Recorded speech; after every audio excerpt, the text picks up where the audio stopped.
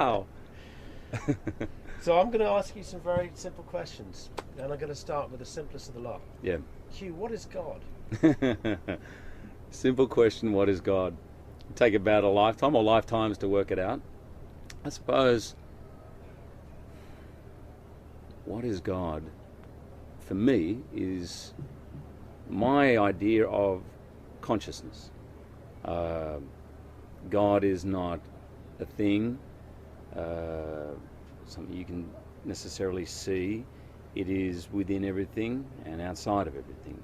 So I believe that God, the absolute, whatever you want to call it, the self,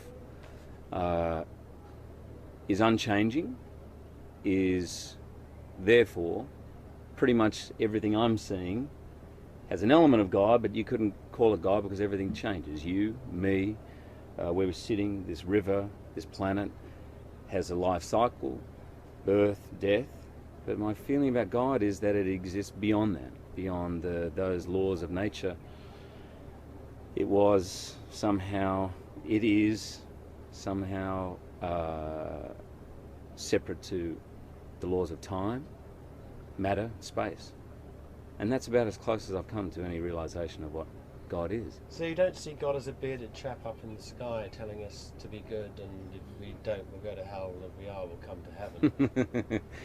I don't see God as a bearded chap, although I used to for many years. I was brought up in a Church of England family, went to Sunday school. My father's quite religious. He wasn't until he was about 26, I believe, maybe 28, and he went to a Billy Graham crusade and was converted with my mum. My mum did the usual thing, which is after about 6 months started to, wean off it a little bit.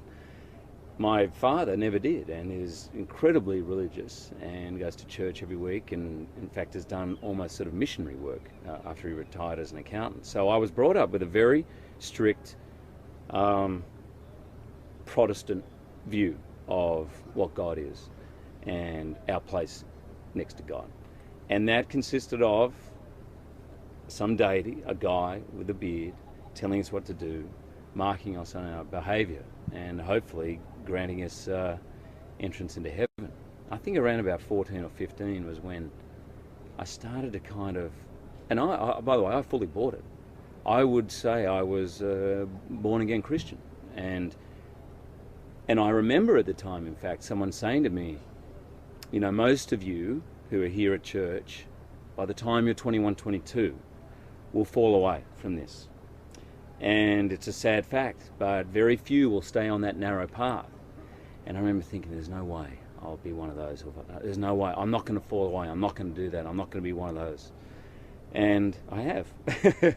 But funnily enough, I probably feel like the path to discovering why we're here, who we are, what it's all about, is truly a narrow path. I don't think many people follow it. But around 14 or 15 was when I thought my father's idea and this church's idea of what God is just doesn't make sense. How can only 5% of the world be admitted into heaven under these laws? Why is it that they're largely wealthy white people are the only people sort of heading there? Why aren't the Buddhists going? That's what started me to question. That's where the questions. This just doesn't make logical sense to me. Why?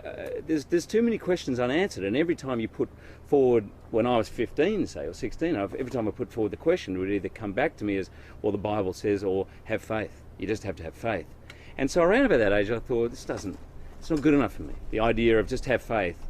If I have a question, I should feel sated. I do believe there is an element of faith to life. There's an element of God is unexplainable. It is a concept that you can't put into words. I mean, I think a really interesting idea to make a documentary and ask people what they think what God is, because I don't believe you can actually explain it.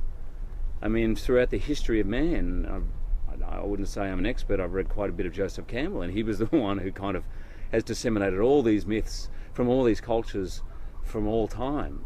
And whilst there's similarities, they're all stories to try and explain the inexplicable, because we want to have some grasp of who we are and where we stand, but no one can actually say it because it's beyond words.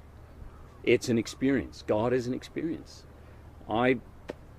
Sorry, mate, I feel like you want to ask me questions. And I'll keep going. I think you're making a lot of sense. But I meditate. I was introduced to meditation about 15 years ago, and I meditate twice a day. And if I ever feel close to knowing what God is, it's somewhere in the boundary of that half-hour period, twice a day when I meditate.